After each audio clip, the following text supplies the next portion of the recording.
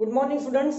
हम लोग 2017 गुजसीटी के पेपर में चैप्टर 9 डिफरेंशियल इक्वेशन के जितने भी क्वेश्चन पूछे गए वो सब सॉल्व करने वाले हैं।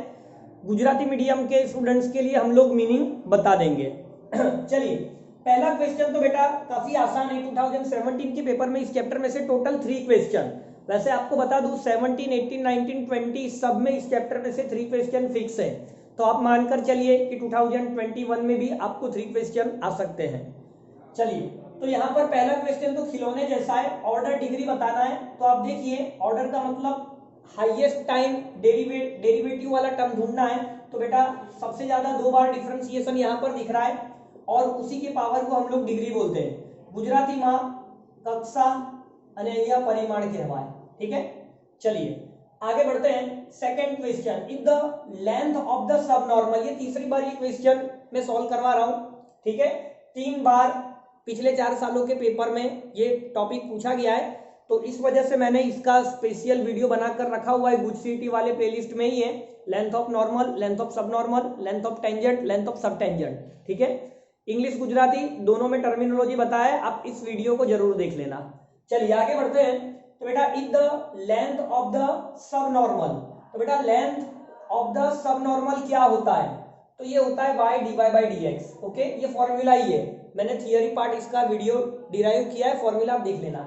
ये आपको बेटा क्या देके रखा है? कांस्टेंट। तो कांस्टेंट का मतलब k से। Okay, and if it passes through the origin, मतलब ये ओरिजिन में if the length of the subnormal of a curve is constant and if it passes through the origin then the equation of curve. तो बेटा आपको curve की equation बतानी है, जिसके बारे में आपको ये इंफॉर्मेशन देके रखा है कि लेंथ ऑफ सबनॉर्मल कांस्टेंट और ओरिजिन में से पास हो रहा है। कोई बात नहीं, पहले हम लोग इसे सॉल्व कर लेते हैं। तो y dy equal to k dx solve करिए, दोनों तरफ इंटीग्रेशन करके। तो y स्क्वायर बाई 2 ये आपका kx प्लस c। बेटा ये ओरिजिन में से पास हो रहा है, ये पास करवा दीजिए। तो ये 0, y की जगह 0, x की जगह 0, तो फाइनली आपको c पार्ट 0 मिल गया। तो आपकी इक्वेशन जो है y square by 2 equal to kx। तो इसमें आगे और कुछ इंफॉर्मेशन दी है आपको, मैं ऑप्शंस देख लूं कि यहां पर आंसर किस तरह से सेट किया गया है। ठीक है, तो अगर मैं ऑप्शन की बात करूं तो बेटा यहां पर हाँ डायरेक्टली इक्वेशन ही देके रखें। आप यहां पर क्या कर सकते हो, 2 को मल्टीप्लाई कर दीजिए, तो y square equal to 2kx, और आप इस 2k को कुछ और नाम दे दीजिए, y square equal to ax। तो इस तरह का ऑप्शन बी में देके रखा है, बट वहां पर एक ही जगह पर क्या देके रखा है? k। तो अगर यहाँ पर k देके रखा है तो आप यहाँ पर जो कांस्टेंट है, जो मैंने यहाँ पर k लिखा है, आप इसे k1 कह दीजिए, क्या दिक्कत है? या तो आप इसे लैम्बडा कह दीजिए, कोई प्रॉब्लम नहीं है ना, हम लोग इसे लैम्बडा कह देते हैं। तो यहाँ पर c जो है 0 मिल रहा है, यहाँ लैम्बडा हो गया। ओके, तो यहाँ पर 2 लैम्बडा, और इस 2 लैम्बडा को आप के बोल दीजिए, के का मतलब 2 लैम्बडा, कांस्टेंट तो चलता है, कोई दिक्कत वाली बात नहीं है।